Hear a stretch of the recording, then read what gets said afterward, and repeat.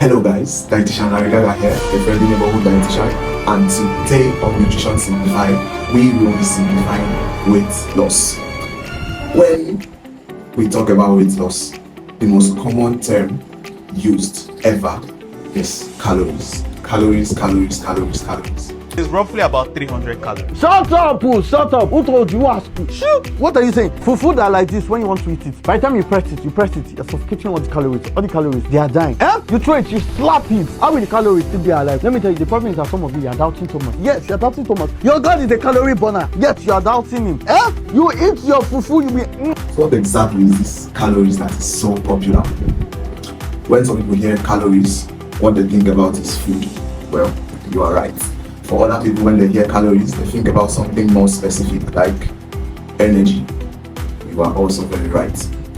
You see, when we eat food, our body gets nutrients from food, specifically 5 nutrients.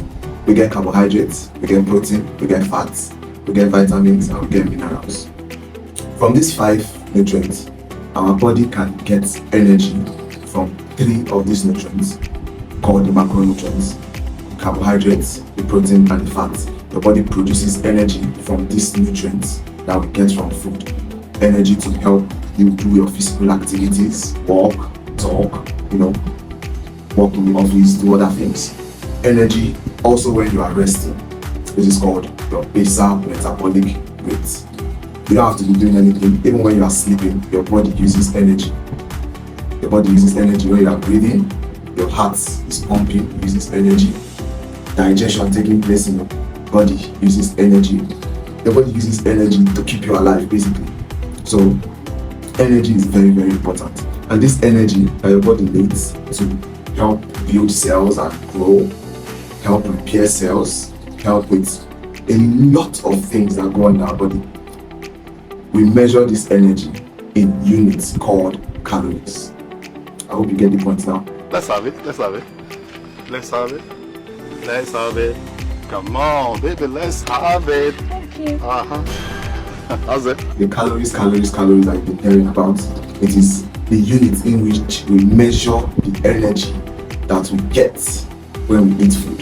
And don't forget to get this energy from 3 nutrients in food: carbohydrate, protein, and fats. Now, there's a particular amount of this energy your body needs every day to survive, to do its activities, to carry out all the activities you do in a day. We call this amount of calories your maintenance calories. This is the amount of calories you need to stay alive. Once you eat this amount of calories, you won't gain weight, you won't lose weight. Now, let's assume your maintenance calories is 2000 calories or 2000 kilocalories. They are the same thing. In nutrition, we use calories and kilocalories interchangeably. So let's assume your maintenance calories is 2000 calories. This means if you eat foods that give you 2000 calories for as long as 5 years and 10 years from now, if you stay in that same calorie bracket, you won't gain weight or you won't lose weight. You are in your maintenance calories. As a matter of fact, most Nigerians were on maintenance calories. That's why the same weight you weighed 5 years ago is actually how you still weigh today, except for those people that are on a slightly higher calorie intake. What this means is if your maintenance calories is 2000 calories, and in a day the food you eat gives you about 2500 calories. After your body uses the 2000 calories it needs to keep you alive and do everything it needs to do, the excess 500 has to be stored. So the body says, hey, I've used all the 500 calories, I've used all the 2000 calories I need. This excess 500, what do I do with it? It says, let's send it to the liver to store the excess as glycogen. It sends the excess to the liver and also in the muscles. But don't forget, there is a limit to which the liver and the muscles can store glycogen. So let's say it stores about 300 calories and you still have 200 calories left. So it says, what do we do with this remaining 200 calories? Your body says, I can convert it to fat. So, alright. So the liver now converts glucose into fatty acid, and then from fatty acid into triglyceride, which is the form of fats which is the form in which the body stores fat. So now this triglycerides gets transported through the bloodstream to adipose tissues. So the adipose tissues are fat tissues that are found all over your body. They are found under the skin. They are called subcutaneous cells. They are found around your internal organs. They are called visceral fats. Around your liver, your kidney, your heart. There's fat cells lining all those organs. They're also found in your muscle. They are called intramuscular fat. So your liver converts these excess calories to fat and distributes evenly in your adipose tissues. So these 200 excess calories will be converted to, say, about 20 grams of fat, which is actually okay because your body needs fat. Your body needs to store fat so we can use it as energy when you lack energy. Your body needs fat for insulation and cushioning your organs. Your body needs fat for regulating your body temperature. Your body needs fat for hormone regulation and immune functions. So fat is not so bad. What is actually bad is when it becomes excess. Oh my God! So I just simplified how to gain weight by being in calorie surplus. The excess 500 calories that you consume, that your body gets to convert a part of those 500 calories to glycogen and the rest to fat. So that fat keeps storing and storing and storing, and over the space of 6 months, add weight. You notice that you've added a little in your stomach. You notice that you've added a little in your chin. You notice that you've added a little in your arms. So that's how you gain weight over a long period of time when you are in a positive energy balance. Positive energy balance means you are consuming slightly more amount of calories or energy than what your body needs. So this excess gets stored. If you consume the same or the amount of calories in the same bracket as what your energy needs, as what your body needs, you will be in an energy equilibrium, what we call maintenance calories. You won't gain weight, you will lose weight. Now, to lose weight is the reverse of what we've been talking about. Since you consume slightly above what your body needs to gain weight, now to lose weight, you just reverse the process. You consume slightly below what your body needs. This is what we call putting yourself in a calorie deficit. I never expected it. Your body needs 2,000 calories, for example, and you consume 1.5 calories in a day. Your body now has no choice but to go to the fat cells, the adipose tissues, and convert those fats to energy. So it keeps converting and converting and converting, and over a long period of time, say 3 months, you notice that you have lost a little weight. Over 6 months, if you stick to this little calorie deficit that you've placed yourself on, notice that over 6 months, you have lost considerably good amount of weight. So you see, weight gain, weight loss is all about energy balance. If it's a positive energy intake, over a long period of time, you gain weight. If there is an energy equilibrium, you will stay in the same weight for as long as possible. If there is a negative energy balance, over a long period of time, you will lose weight because your body has to go to the fat cells to convert some of the fat cells to energy to meet up with what it needs. Clap for Jesus! Clap for Jesus! Clap for Jesus! If not be Jesus Christ, where they won't belong? I wonder. So now, how do we place ourselves on a negative energy balance, or in other words, in a calorie deficit? What is dietitian's recommendation for how to lose weight? We've learned that you have to place yourself on a calorie deficit. How do you place yourself on this calorie deficit? You don't have to start counting your calories and all that. We'll get to that in another video. But for now, let's start with your portion size.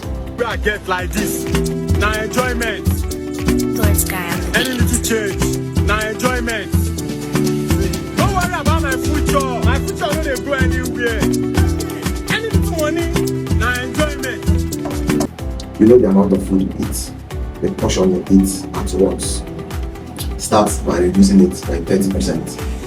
reduce it by 30% and fill up the remaining 30% with water and fruits. Fruits that are low in calories like cucumber, carrots, watermelon, apples. Fill up the remaining 30% with fruits and vegetables that are low in calories, your veggies. Now, the good thing about portion control is once you reduce your portion control, your portion size, automatically the amount of the excess calories you eat that gets converted to fat reduces. Whenever we eat, a quantity of that food gets converted to fat. Remember that your body needs fat. So whenever you eat, it finds a way of converting some of that food you eat to fat because it needs fat. So when you reduce the portion you eat at a time, it automatically means the quantity that will be converted to fat gets reduced. So you know the quantity you normally eat. Reduce it. If you eat 2 heavy meals a day, reduce it and try to eat probably 3 times but smaller portions. Portion control is very, very important. Reduce the quantity you eat per serving. You get? If you eat 1,000 calories per serving and you want to lose weight, reduce it to 500 calories and eat it at different times. What this will do is your body automatically stores less as fat per time. So portion control is very, very important. Second advice for weight loss is working out in the morning. Don't run! Murife! Murife, don't run! Hey! Murife, don't run! Don't run! Murife! Murife, don't run! Hey! Murife, don't run! Why it is important to work out in the morning is, in the morning, our body's metabolism is very, very high. So when you exercise, it uses more energy than it usually would at any other time of the day. The second reason why it's important to work out in the morning is you are fasted throughout the night. So right now, the energy levels in your cells are low. So when you do a little workout and you expend the energy in your body, your body now goes to the fat cells to use up some of the energy. So working out in the morning is a good way to lose weight. Also, while you're working out in the morning, drink lots of water. This will help also with your metabolism. Thirdly, intermittent fasting. When you fast, it's going to give your body time to carry out lipolysis, since there is no energy readily available for it. After it's done using up all the energy from the food, it has no choice but to go to the fat cells to break it down to energy, to carry out lipolysis and then ketogenesis to produce energy from ketones. So intermittent fasting helps. My advice for intermittent fasting is 16 hours. That means if you eat your last meal around 8, you shouldn't eat till 12:2 the next day. That should be easy. Ouch!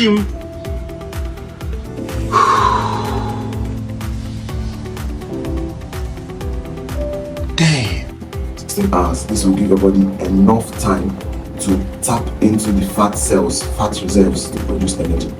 But the thing with intermittent fasting is if you know when it's time for you to break, you will now combine all the foods you have not eaten for these 16 hours and eat in one sitting.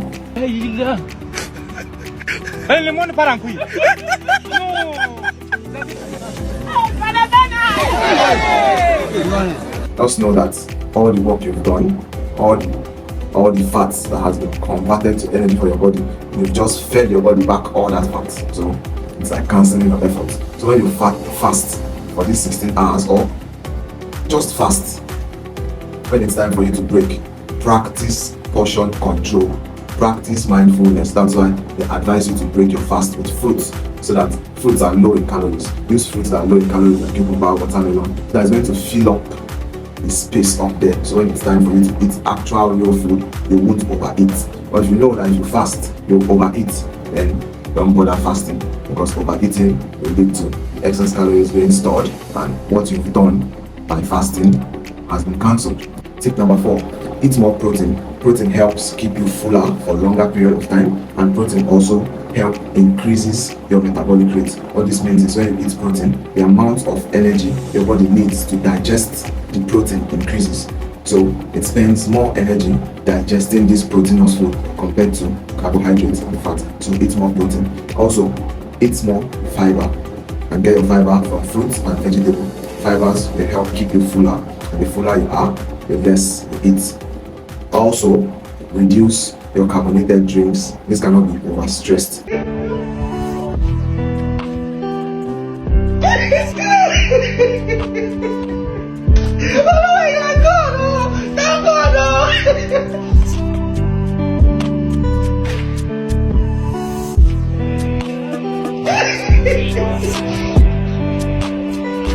These carbonated drinks are calorie dense. What this means is they contain loads of calories, and it just goes straight and spikes up your blood sugar because it doesn't take time to be digested like other foods because it's simple sugar. So it goes straight to your bloodstream and spikes your blood sugar. Then your body has to release insulin to take this blood sugar into the cells. So if you consume these carbonated drinks excessively, over time it will cause insulin resistance. And if your body starts becoming resistant to insulin, it's a very, very fast way to gain weight.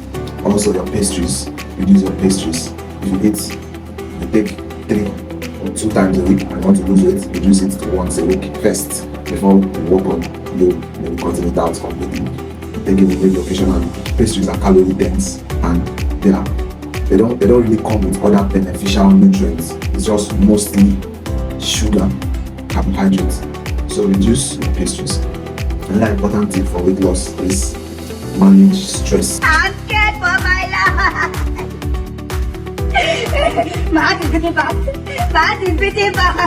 When you stress, your body releases a hormone called cortisol. Now, this cortisol hormone has been shown to lower metabolic rate. What this means is the rate at which your body uses energy increases. Although this is relative, for some people, cortisol causes them to have increased metabolic rate, which means you get hungry faster. For some people, when they are stressed, it causes them to eat more. Some people, it causes them to eat less. But generally, stress makes your body release cortisol, and this cortisol can alter metabolic rate. It can hinder metabolism and over time lead to weight gain.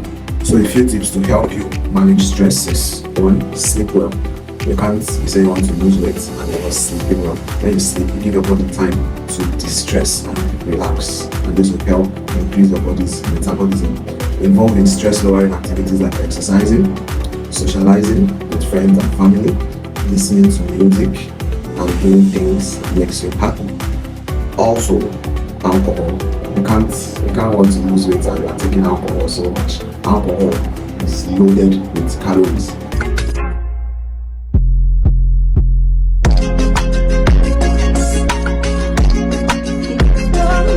If you eat a gram of protein, you get 4 calories, but a gram of alcohol gives you 7 calories. So you see, you're just consuming, giving your body more calories, and these excess calories will end up getting stored as fat. So if you want to lose weight, take out alcohol.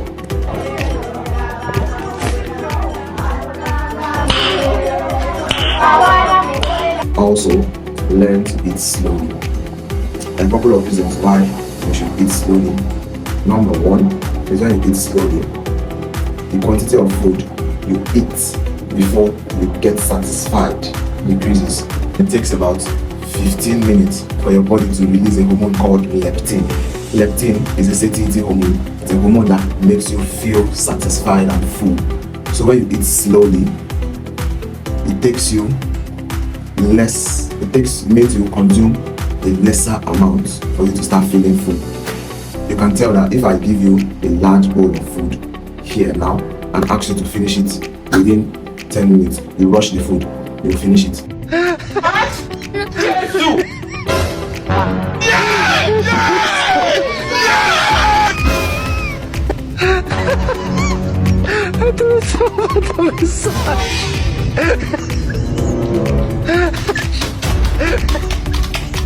If I give you that same quantity and ask you to take your time, when it gets to, you take your time, you are eating it, when it gets to 15-20 minutes, you'll feel satisfied, you'll feel full, and you might not be able to finish that same quantity that you just rushed and finished under 15 minutes. So you see what happens is, when you take your time to eat, the leptin hormone sets in gradually and you feel fuller, you feel satisfied. When you rush your food, you just eat and eat and eat and you eat more. When you eat slowly, you eat less and you feel fuller because of the leptin hormone. Now there are a a couple of tips for you that can make you eat slowly. One is practice mindfulness. You have to force yourself to eat slowly. If you're the type that eats fast, you have to tell yourself, oh, I want to lose weight. So part of losing weight means I need to eat slowly so I can eat less and feel fuller. So I have to force myself. Chew your food slowly, savor your food, savor the taste, the texture and everything. That's number one. Number two is eat with someone. You don't always have to eat alone. If you eat with someone, even if you're a fast eater, you'll be forced to slow down and eat. And while you're eating with the person, you guys will be having conversations. Look, table manners is not about not eating, not talking while you are eating. Table manners is not talking while food is in your mouth. There's a difference. When food is in your mouth and you try to talk, some particles can leave your esophagus into your voice box and cause choking.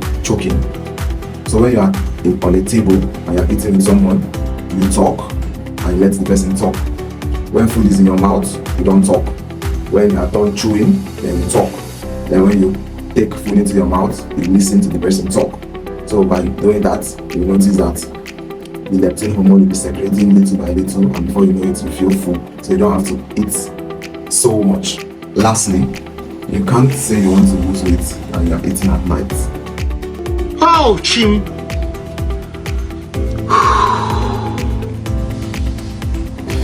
Even to you, that doesn't make sense.